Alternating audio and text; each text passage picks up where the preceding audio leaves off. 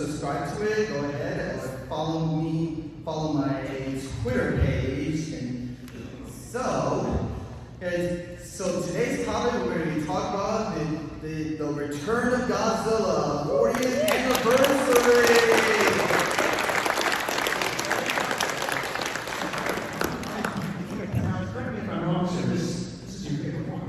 Yep. And this is your first one? Yep, my very first Toho Godzilla. Beautiful. Here you go. We have to share. Hey, like to show how We're gonna share the You gotta microphone. introduce who you're here. We have to tell the next one who you are. You told them who you are. You guys want to go? Okay, fine. All right. Well, I already introduced myself. You introduce yourself. You guys go. Well, go. All right, we'll go in the descending order of popularity. You go. Oh my first. God. We're not going in descending order. I'm just gonna go with no one else is going to go. My name is Daniel Banana. Among other things, I'm the creator and author of the Godzilla novelization project.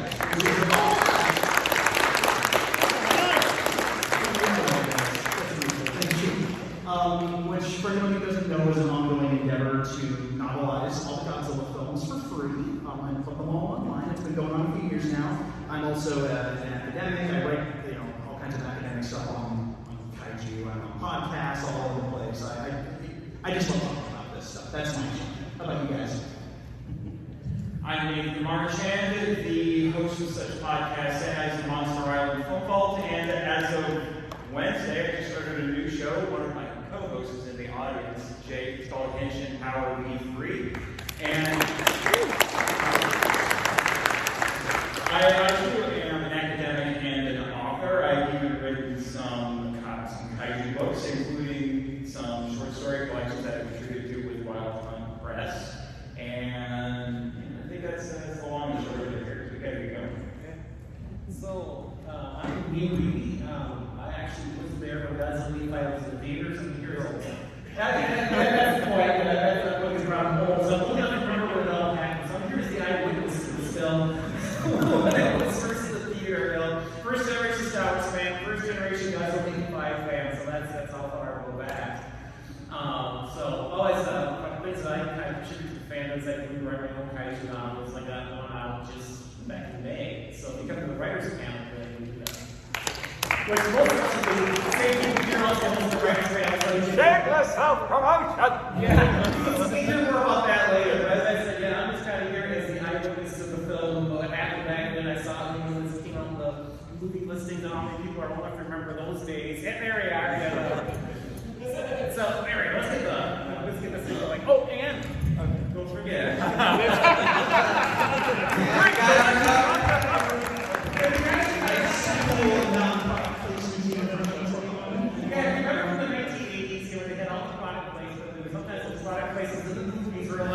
Take you right out of the film, and so this is kind of a running joke for us. Everybody make sure the label is facing the audience. The audience. There we go. Who wants the volunteers are disgruntled Raymond Burr? Oh, there we go. Let's handle it first. Yeah, because you might those can see the movie, like when they got cut to the American scenes, the very first thing you see is you got the two American actors, they're talking to each other, and the center was the big Dr. Pepper sign. Was the machine. Yeah, no subtlety there whatsoever. And Subtlety was slick. it's we're trying to recreate that historical, well, that 80s vibe of plugging Dr. Pepper at the most inopportune times. Yeah. Our efforts to locate unopened 1980s cans of Dr. Pepper was in vain, unfortunately. We did have a fifth person on this panel. They just drink it and they cannot be here for, sorry. Now, also, just really quick, I want to thank everybody for kicking off gfest with us here at this panel.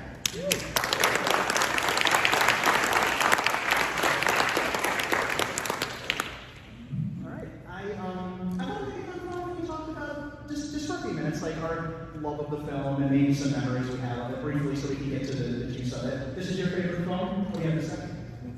I just love to talk about how I first discovered my very first Toho and Japanese Godzilla film right after I watched the Matthew Broderick film. Well, I won't give that much detail, but how I first discovered this film, that was that was back in 21 years ago when I was 7 years old, and I used to go to my favorite video store in Tinley Park, Illinois, before it was changed into Jeff Pizza. I remember like going in to see if I could find any new dinosaur movies or whatever, and I just saw the Godzilla 1998 film, but right next to it, I was so surprised that I saw Godzilla 1985, the U.S. cut with Raymond Burr, and when I saw that, I was like, that's what Godzilla looks like? And then I was so interested and I want to watch this, and when I brought it home from the video store, I remember putting the VHS, which is right here. I have so many memories of that tape. We have 3 editions. Yeah. I love VHS. Yeah, I remember when I watched it, I was shocked that now that's what a real Godzilla is really like, and I'm just this film made me who I am today as a Godzilla fan. And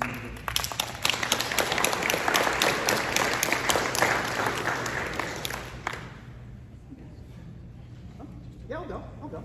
Oh my gosh, so this one, I didn't see it. This was actually one of the latter ones I saw. And I did start out with the 85, like a lot of folks did. This was one that I just kind of flew under the radar. At a certain point, this is either a movie that you know incredibly well, or it's one that kind of tends to be more obscure, depending on when in history you found it, which is kind of fascinating. For me, I grew up loving the Heisei films, and then when I found out how many other ones there were, there's 7 total. I grew up with 3, and I found out there were 4 more, and I lost my mind. I gotta find these. This continuity was great. And this ended up being the 6th out of the 7th in the era that I saw, which is bizarre. I think it would start with this one, but it was a VHS find. I found it online and bought it, which is not nearly as cool as finding it in the video store. But that's the cut I had in my possession for a very long time. I obviously still have my tape. One of those is mine. And years later, I found the official DVD release of the Japanese cut. Totally official. What are you looking at me for? It's official. I feel like they don't believe me. But that was the only way to do it, because you couldn't see the Japanese version officially for a long time until a certain Blu-ray came out. Honestly, historically, not that long ago, 8 years, so it hasn't been that long. But this was a film I heard more about before I actually saw it, and was blown away when I saw it by the Gothic cinematography, how dead serious it was, and the political undertones. It really blew my mind. Also, Dr. Next. My story is actually kind of similar to Brendan's here. When I was growing up, one of the fun things that the kids in my family got to do is we got to spend a weekend or whatever at Grandma and Grandpa's house, and something that she would do for us, or both of them was take us over to mom and pop video stores in Fort Wayne, Indiana, and we'll go in there and look for video games and all that, and that was when I had a blossoming interest in movies, and I would always run to the sci-fi and occasionally the horror section, depending on how the store felt about Godzilla films. It was always weird finding Godzilla movies in the horror section, personally. So I'd go there, see what they had, and I think that's where I came across this, came across a VHS copy of it, and picked it up, and took it back to Grandma and Grandma's. I remember sitting in their living room and popping it into the VCR and watching it, and I'm pretty sure that's how it all went. It's pretty uneventful other than that. So, but it was interesting. At that point, I didn't fully grasp what the different eras were for Godzilla at the time before I realized what they were. It was easy to pick up that it was a direct sequel to the original film, but even then, teenage Nate was just trying to figure out how to reconcile and make them all fit together until I realized that you're not supposed to, which we'll get into, because interestingly, I would argue that Toho started doing the reboot thing before it got popular, like 20 years before it got popular. Now that's all Hollywood can do anymore. Yeah, so my experience with movies, I was flipped open the Sunday paper, I always look for the movie ads, see what's put out the films, and here at Boulder was a big old ad for Godzilla 85, and that was a big surprise for me, because, you know, we're talking 1980s, before the days of streaming, where these movies would have easy access. The theater or the TV listing would say, yeah, I see all the other people nodding, yeah, I remember those movie days. I know. That was when we had to go to school barefoot uphill in the snow or something, right? Yeah. So anyway, so when I saw that ad, I was kind of had mixed feelings. Both excited to see there's a Godzilla movie, but at the same time, it's like, well, it looks like they're going to just kind of redo what they did in 1954, or I should say 1956. I was more familiar with the Raimi Berger back then. But anyway, so it's like, you're like, I was thinking, why would they do that? Because I thought, as far as I was concerned, because I grew up with the 50s, 60s, and 70s, and we had this grand story arc that they gave Godzilla for being, you know, this monster on the loose to now to a hero. And I always felt like Godzilla versus Megalon was really kind of like the direction to go forward, because when you now, I know it's funny, it sounds funny to you now, but back then, you know. Hashtag more Jet Jaguar. Yeah. Well, no, it's just, you guys, now you have like where an environment where monsters are accepted, so now you can do more than just a monster on a loose story. You can tell stories of good versus evil. Like if you remember Spectre Man, they kind of tackled the issue of pollution. You know, so you can do more now with the story as opposed to if it's just a monster on the loose and everyone has to figure out how to get rid of it. Well, it's like, well, it's not a whole lot you can do with it. It's like, well, why did they do that? So I went to see the movie, and again, I just still kind of came out feeling the exact same way. It's like, okay, this was a very good movie, but why? They just kind of just redid the original. So as I said, I never really warmed up to it until Godzilla vs. Biollante, because then Biollante then is like basically continued the story. It's like, oh, okay, so they're creating a new story arc. Because between 1985 and like 1982, I think was when Biollante finally came to the United States officially, you know, with the video release. To me, it's like, well, that was kind of a pointless film. You know, it's kind of like this dangling story thread, and it's like, okay, and so that's kind of like my story with it. Rambling one, but anyway, but that's kind of like the historical context for those of us who first saw it, you know, way back when. It's like, you know, why are we kind of repeating old material? Because like a lot of the other movies just were like all the Heisei series and all that wasn't created yet. So anyway, before I ramble any further, let's go back to our host. I like to talk about this weird creature called Shockers. It's also known as a giant mutated sea louse that was actually based off a real-life sea creature called the sea louse that lives in the sea in real life. But They're usually about that big. yeah, just about that big. Shockers has an interesting, well, there's a little bit more of Shockers as we go along, because really, you can't get enough Shockers, right? Like, come on, it's cool. But he actually dates back to a lot of previous versions of the story, because the story about how this movie happened is a very long 9-year road. The gap between 75, Terror of Mechagodzilla, and 1984, which was this film, clearly, is 9 years, which at the time was the longest break that Godzilla had had. And during that time, Toho was not just kind of sitting around. They were actively trying to develop new films. There's an entire era of mid to late 70s films that they tried to make that never happened. And then finally they hit on the idea of, well, let's just wipe the slate clean of movies 2 through 15 and just make a new Godzilla #2, as it were. And that went through a lot of different variations. Like, it went through a lot of different versions. Too many to cover here. There's a list up here of some of the more notable ones. The Resurrection of Godzilla, or King of the Monsters Resurrection of Godzilla from 1980 is interesting because it has a giant tick called Shockula, which is where Shockers actually came from. He was originally a tick instead of a sea louse.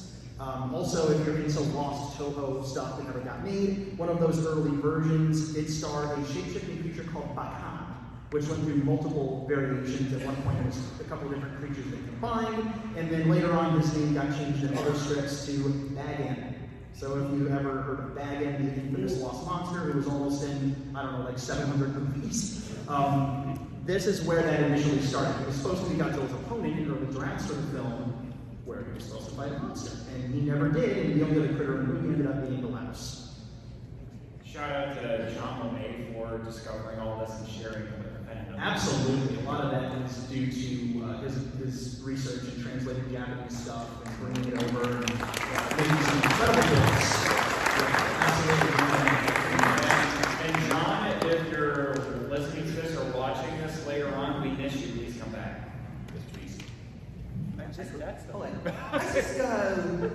forgot to mention about the chakras. I mean, and if any of you noticed, the chakras did make a cameo in a Netflix series. Yeah. Well, can I talk to you guys? Go back to your list that you had the Bright Godzilla. He did. Yeah, I mean, he did. One thing you should pop in there. In fact, that script went back to 1955. Yes. And that's how long this particular creature's been around the Shockula. Because right after 1954, of course, that was a successful film, and so they wanted to get another one born right away. And one of the earliest scripts before Godzilla Breaks Again came out was The Bright Godzilla. And so basically, Shockula, you could say, predated Anguirus. I mean, that's how far back this little critter goes. Took him a while. Yeah. This poor guy was in development hell for us to Worse than regular hell. Next up, we'll be talking about the crew, the director, producer, special effects director, and writer, and the music director. And I like to talk about the director, Koichi Hashimoto. And I hope I'm saying it right. Yeah, so the director directed this film. I mean, that's so far as I know. I mean, and Sayonara Jupiter. Sayonara Jupiter. Yes. yep, and the music director, Rachel Koichi. Kodo. Yeah, I'm just having trouble with this Japanese. Who did the musical score, and I love his music so much for this film. It's incredibly atmospheric and unique, I think. You know, it has a very strong sense of awe, and it sounds very apocalyptic at points too. It's really fascinating. The thing that's interesting about the crew on this is that Godzilla 80, Return of Godzilla is kind of like a transition point between Showa and Heisei, because you have a few Showa veterans coming back for this. Most obviously Tanaka, who's the producer, and Nakano for special effects. But after this, Nakano was done.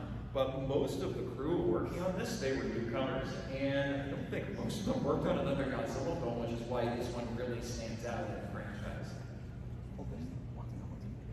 And also, like, if you've both seen the U.S. cut of this film, the music director for this, I mean, there are like two music directors for the U.S. cut. If you don't know this, but in the U.S. cut, some of the music were by Christopher Lee, who did some scenes for this film, like the nuclear submarine scene, with the one scene with the Russians, and also some scenes with Raymond Burr when he enters, and also and the one scene when Kenny's trying to get into the helicopter. That's the name I remember. Yeah, Christopher Young, fun fact, is not him, but the music is the reason why the 1985 cut of the film is effectively unreleasable. Yeah. We think. Yeah, now things might be changing, there's always hope, but the reason that it's never been released outside of the VHS and Laserdisc format and CD and a bunch of other things that nobody remembers, like a bunch of formats that are gone, is because of the music. And I think there's more information later on we'll talk about, but yeah, definitely want to shout out Christopher Young. And Shinji Higuchi. Shinji Higuchi got started off in this film. He was not credited for this. He worked as a modeler and as an assistant special effects director assisting Nakano-san. I think he was, what, 20? He was very young. He was either 19 or 20 when he did this. It was very, very young. Yeah, so this is obviously pre-everything else. This is pre-his Gainax work. Like, this is crazy stuff. So it's pretty amazing. Like, his association with this franchise goes back a lot longer than clearly, obviously, did Shin Godzilla and years later. But yeah, it's an impressive crew that they managed to get together for this. Koji Hashimoto he'd just come off of doing Sayonara Jupiter for Toho, and that was a big epic film with big epic special effects, and they thought, you know what, we could probably handle this Godzilla flick. And I think they made the right choice, because the cinematography and the way it's shot, the gothic atmosphere of this thing is just like, it's very, very good. It is a very strongly directed film. Next, we'll talk about the cast. Some of you might know Ken Takanaka as Goromaki, and That name should sound familiar. and 演Yoshihachi I don't know if I'm saying it right. As Knuckles yeah, that guy's playing Kenny, right? Naoko is the girlfriend and the sister. She actually went on to play Erica in Godzilla vs. Biollante. That's the first time we shooting. Fun fact, she was also a pop idol at the time, and the song that is heard on the boat, the rescue boat at the beginning before they find Baby Haramaru, is actually her song. She's singing that. She was not a star sister. She did not sing the end credits song. She sang the song at the beginning. And if you're a Studio Ghibli fan, she is Chihiro's mother in Spirited Away. Yes. Isn't that awesome? And then obviously we have Yosuke Natsuki as Dr. Hayashida. Fun fact, that was originally supposed to be played by Harada.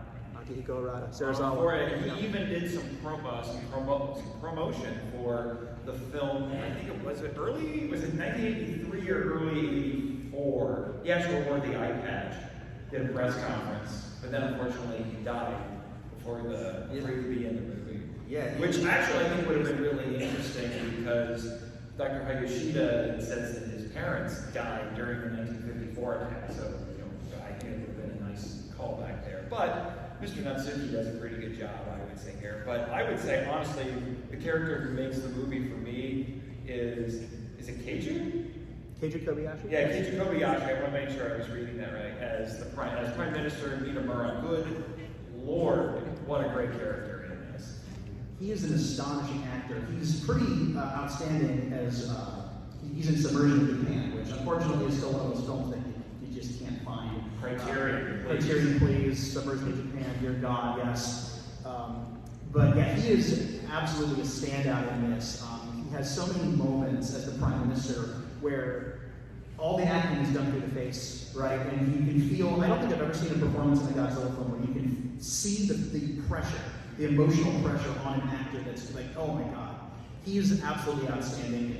They shoot him effectively in the film, and he looks just like the weight of the world is on his shoulders. He's often center of frame in a lot of images, which to me really reads as he's got the Russians on one side and the Americans on the other, and Japan is just stuck in the middle, and he's the center of it all. Yeah, I think I build on what you've been talking about there. Now, apart from historical perspective, I mean, that's kind of how the rest of the world kind of felt, stuff between the Prussian United States and the Soviet Union, and we were inside with it. That actor really, I got a couple points, I'm sorry. Patience. But anyway, yeah, so just kind of again, we were saying about the acting. I mean, if you really want to understand how the rest of the world kind of felt, just watch his acting, and you kind of get an idea how a lot of other nations kind of felt on really what the era was like back then politically. And then kind of add like his performance, and then also the director. I forgot the gentleman's name again, but there's the one photo. Yeah, well, it's really interesting with those two talents working together. To see in there where you got first the Russians over here and Americans over there, and then when they're each one of them talking, the director put the camera very close to what's in Keiju's ear, so you get the impression of he's very intently listening, taking all this in, all this pressure in the one ear, and then when the Russians speaking again, close up on the other ear, you see that again. You can really feel, that character's, circumstance. And I thought that was a very clever piece of filmmaking that they had that ear juxtaposed next to the guy, what do we say, blah, blah, blah, that sort of thing. I thought that was such a rude, very sophisticated scene, very sophisticated filmmaking, very sophisticated acting. That was, give a little shout out on my part of it. Yeah, I think it's the best performance in the film. Oh yeah, Well, the second test, we know the best performance is Well, yeah. What I was going to add to what you were saying, Neil, is I think the Minamura, best embodies what kind of a film we got here. Another reason why I think this one is unique is that this is a very, very Cold War movie. Mm-hmm. It's really the only Godzilla movie that is truly Cold War. Because even though the Showa series was made during the Cold War and there's homages to it, they're not really about the Cold War. This is about the Cold War. And I think it offers a very unique perspective on the Cold War that Americans, I think in particular, are just not used to seeing. We're used to thinking of the Cold War from the American perspective or the Soviet perspective. This is the perspective of a country that's caught in the middle of it, between these two superpowers, and just the awkward position that they find themselves in because historically speaking, you know, Japan is an ally of the United States, has never liked the Soviet Union. They've always been scared of the Soviets. In fact, that's why they, at the end of the war, they surrendered to the Americans because they didn't trust the Soviets at all. So, you know, it's interesting to see that tension. If we have a little bit of time, we can talk about how they completely mucked that up in the 85. Before we move on, just a couple of other little cast people. We watch, obviously, Hiroshi Koizumi and Yoshiguchi Tanjima from the Showa era make appearances in this. It's always nice to see them. And it's so funny. Who all saw the Pickwick double feature during the shows yesterday? Yeah. So, Hiroshi Koizumi was in the first three. He was in Mothra vs. Godzilla, Mechagodzilla, and Return. And then Tajima-san was in Mothra and Return. And then Kenji Sahara was in a bunch of them too. He's not in this one, but it's just so funny how you can find these familiar faces throughout the first 50 years worth of the franchise. And then obviously shout out to Tetsuya Takeda as everyone's favorite homeless guy. He got more cheers than some of the monsters As yesterday. he should, the Saint Stealer that he is. What an amazing performance. Like, oh my gosh. He cracks me every time. And I love that one line that he said in the U.S. cut, like, just love Tokyo and nuts. Welcome, Godzilla. You became a DJ for a second. Next, we will be talking about the behind the scenes, which I'd love to talk about. We will talk about one of the Godzilla suits and the giant Godzilla foot, the super axe, and all other special effects. And first, I would like to talk about the gigantic foot, which is like a big prop that they built for when they, that one scene when Godzilla crushes cars with his big foot. And There's a couple shots of it. I think it was. Danny, do you have the stats on it? It's supposed to be life size. It is a life-size foot. It was it was crane operated. It was life-size, and they basically hoisted this giant thing. I believe it was mostly fiberglass, and it's just not light. And they lifted it up high and just dropped it. And it's one of those things that unless you squint and you kind of look in the background of one or two shots, it's not in the 85 cut. It's most of the scenes of the foot, landing down and the actors responding to it in camera. No composite, no visual effects. That foot is there. And those shots are not, most of those shots at least, are not in Godzilla Minutes. I think they were all cut because New World in their infinite wisdom didn't think Whatever. New World. If that is your real name. Well, it actually reminded me of the massive Kong animatronic they made for '76, which is in the movie, but barely, because it moved slower than a drunken cement. And also, I like to talk about when they recorded that scene when Godzilla stomped his foot. I mean, and there was like someone did record of someone doing the shot of that scene that was took place at night. I mean, there was a scene in someone recorded in a home video in the making of the Return of Godzilla that if you watch that if you watch in the making of the Return of Godzilla video, I mean. There was a scene where a car just so far distance away from the foot, and it kind of moves and it kind of drops down. If y'all had to notice, it was pretty intense. Like that moment, and it's not the only big Godzilla thing they built. We'll get there on that, but yeah, they went all out for the visual effects. This is Teruyoshi Nakano considered this his best work. And I think he's right. I think he's on something. This is the guy who, defined things exploding in the 70s, right? And the craziness of that era. And which is so funny because the most memorable, aside from Mountain Horror at the end, the most memorable explosion in the film, at least to me, is the moment where the helicopter hits the highway and all the cars explode. Fun fact, that was not shot for this film. That is from a completely different movie. And Nakano also shot that footage, but that is stock footage, and there's a fair amount of stock footage, and not a lot, but if you know where to look for, you can spot the stock footage from Subversion of Japan, which was reused a lot in the 70s and 80s, and a little film called Prophecies of Nostradamus, which is one of the rare locked away Toho films that is hard to track down these days. But yeah, there's footage from that. There's footage from a couple of other things that pops up in there. But and also, like, if you guys notice, I mean, after Godzilla, it was his atomic breath on the helicopter.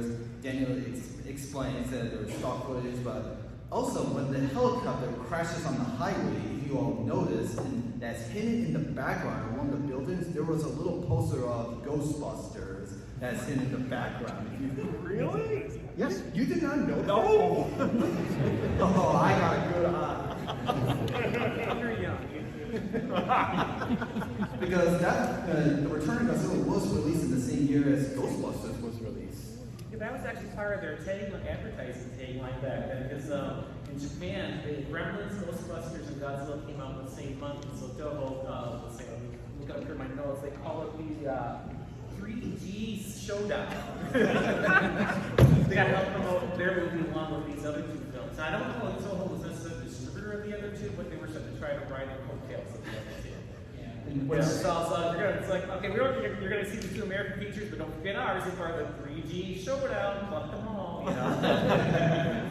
one other interesting thing regarding films in this, if you know what to look for, the building that Godzilla walks past that he's reflected in, holding onto the train, if you look, there's a Toho logo up in the upper corner, because that is the Toho Ichigeki Theater. It's reading out, if that sounds familiar, it's because Godzilla walked past that same theater in 1954.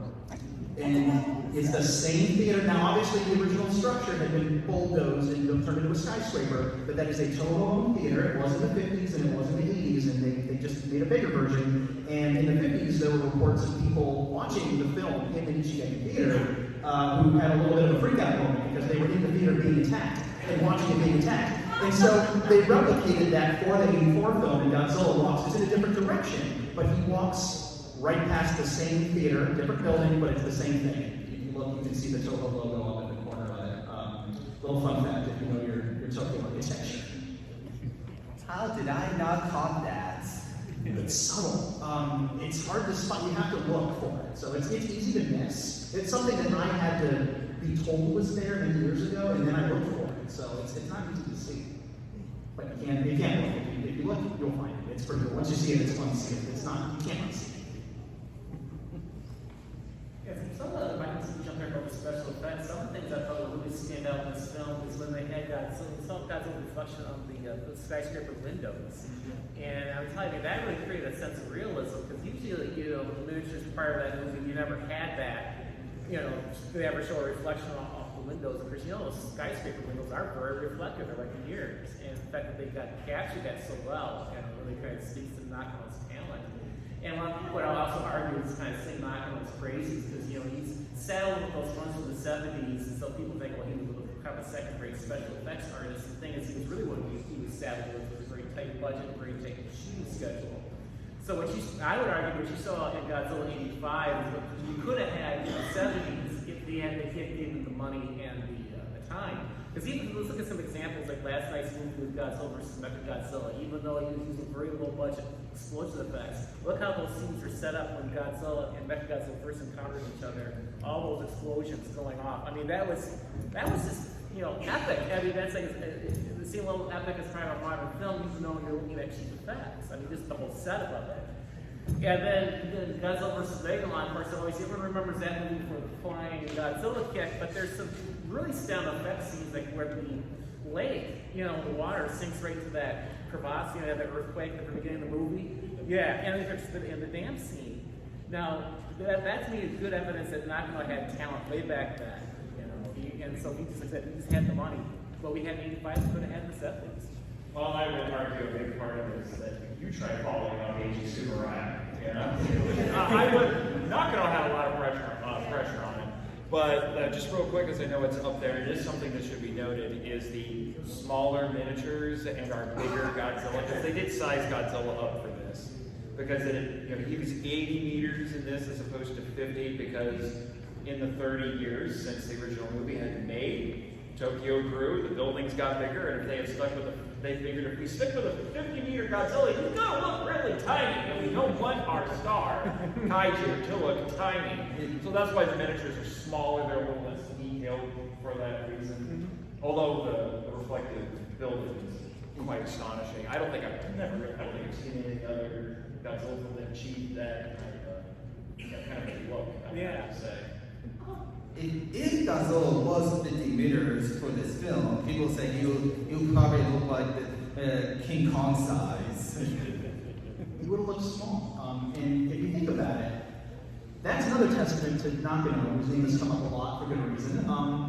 The fact that, because you can't make a person in a monster costume, 30 meters tall. You can only make his surroundings smaller to make him look bigger, which means that if you don't have expert craftsmen, right, making your miniatures, then you get less detail in smaller miniatures. If the miniatures get smaller, the less detail you can put into them. And the fact that the miniatures in this film still look as gorgeous as they do, even at the smaller scale, where you just can't have as much detail in, that is an incredible testament to the modelers and all of the people under Nakano. And one name that's on here I do want to absolutely shout out is Yasuki Inoue. This was also his final film. He was one of the most intrinsic people behind the scenes during the creation of the Showa era, and not only did he work on models and special effects and art direction, he designed monsters. He designed Hedorah, for crying out loud. I mean, he was an amazing talent, and after this, he did retire, and a lot of the Showa era folks kind of took a step back. Next one. Let's try that again. There. Oh yeah. So let's talk about the suits for the main kaiju. So in this film, and you don't know this, but they actually built 2 suits for this film, like one for land scene and for water scenes, and they actually built 2 animatronics. I mean, did it? Oh, it's just one animatronic that people call it the Cyborg OG.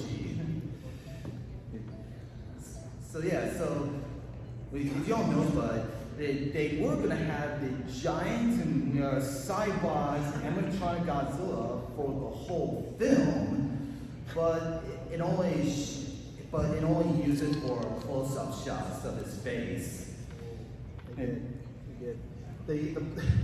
The hubris of trying to put a giant animatronic monster in your movie. This was less than a decade after Carlo Rambaldi tried to do it in Kong 76 for Dino De Laurentiis.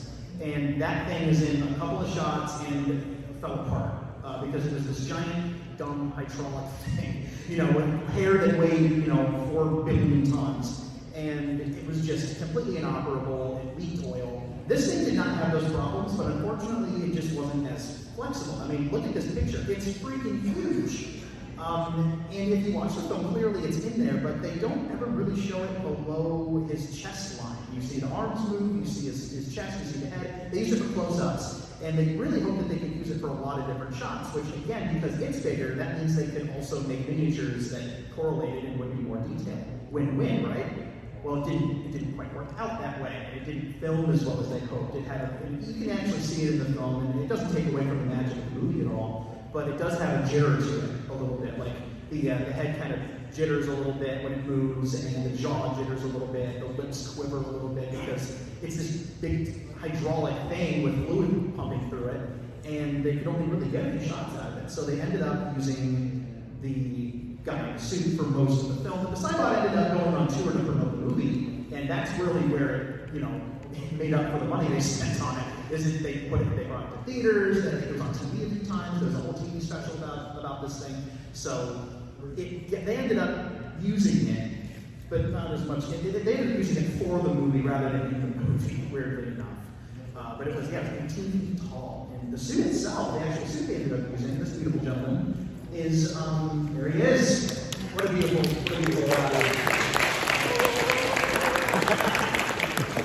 What a gorgeous design. Definitely made to evoke 54, things that were not used since the 50s. He got an extra toe bag. the 50s Godzilla had 4 toes, and then to stop from tripping over the toes, the later show of Godzilla's chopped off a toe. He gets his bigger spines back, he gets fangs back. The one thing that was not carried over from this film and the future ones is if you look at his eyes, he has Showa era white eyes that are very human, where he has like the darker middle portions, darker pupils, and then the iris is white, which is a human trait. Later on, they replaced that with reds and yellows and even darker colors to make it look more like an animal. This is one of the last times that a live-action Godzilla, unless you count Shin Godzilla with those freaky fish eyes, had the human kind of eyes. Because right after this, they would switch that up. But it seems gorgeous. Oh yeah, it is gorgeous. It's one of my favorite suits. Yeah, I was going to say that this movie has a surprising amount in common with Shin Godzilla.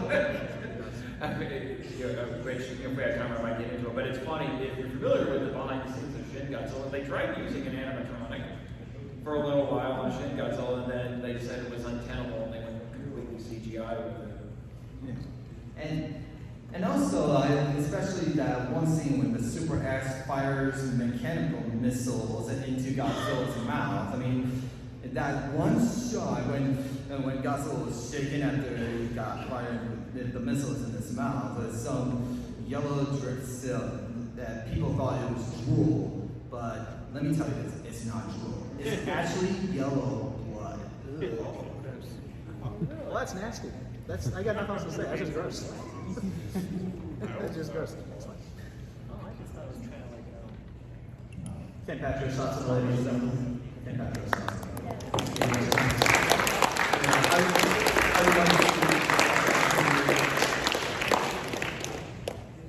Yeah, so Kenji Sasama was the Heisei Godzilla suit actor, and he actually played Godzilla for the first time in this film,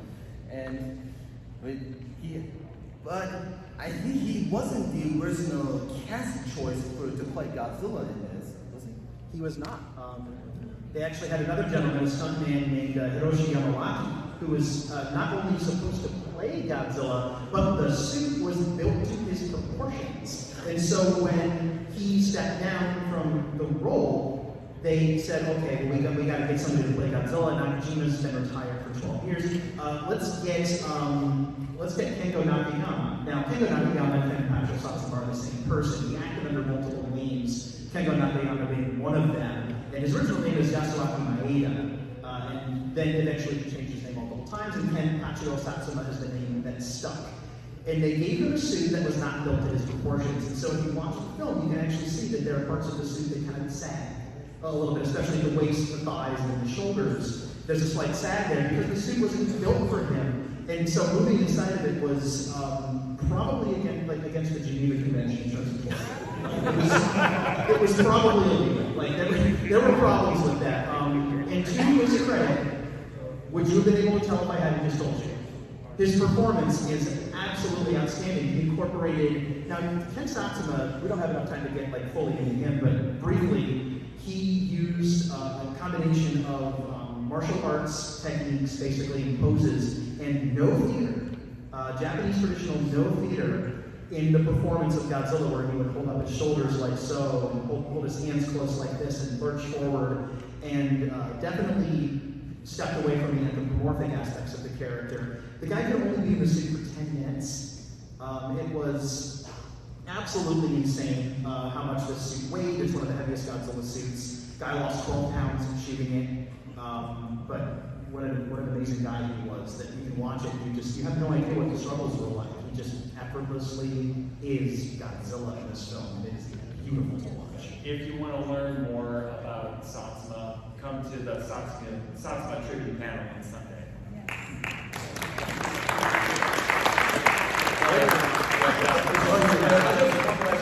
I do find it wonderfully ironic that he started playing Hedera and Gigan opposite his senpai, Nakajima, and then he inherited the mantle after him to start his new series. And I think probably next to Nakajima, he's probably the most iconic actor to play Godzilla in the suit. Yeah, I will always remember him as the original Heisei Godzilla. I just can't believe he's gone. Okay. And now, let's talk about the both dubs for this film, the English dubs. And one is the US dub for the 1985, and the international dub for the original uncut Japanese version, which the international dub has been lost for years. The international dub has only been released in other Asian countries, but it was never released in the US until 2016 when Kraken released on Blu-ray to that year. That was 8 years